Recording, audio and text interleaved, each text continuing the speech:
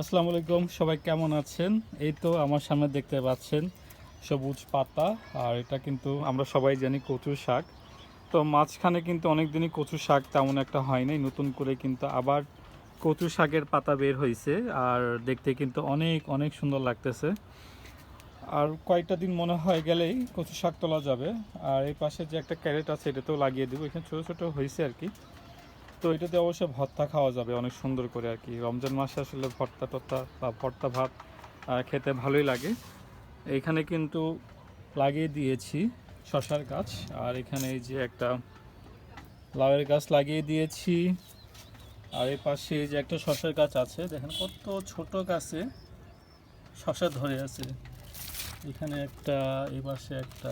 এটা মনে হয় নষ্ট হবে, কিন্তু এটা মনে হয় একটু বড় হবে আর কি। আর আমি কিন্তু আবার এই পাশেও একটা লাউয়ের গাছ লাগিয়ে দিয়েছি, যেন দুইটা গাছই যেন ভালোভাবে হয়। তো এটা খুব ছোট ছিল, আর মাশাল্লাহ বেশ ভালোই বড় হচ্ছে। আর গাছগুলোকে একটু পানি দিব, আর মাটিটা একটু হালকা করে নরম করে দিব, যাতে এর শিকড়টা যেন ভালো, মানে নিচের দিকে আরও ভালোভাবে যেতে পারে।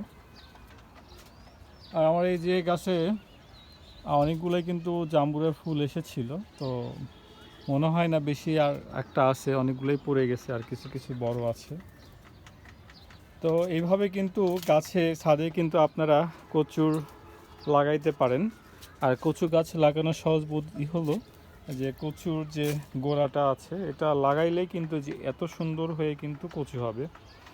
আর এই কচুতে কখনোই গলা, মানে গলা ধরে না। অনেকে কচু গলা ধরে বা অন্য কোনো প্রবলেম হয়, এটা কিন্তু প্রবলেম হয় না। আর এর সাথে কিন্তু এই যে সুন্দর একটা ফুল ফুটে আছে, অসংখ্য বলা চলে আর কি।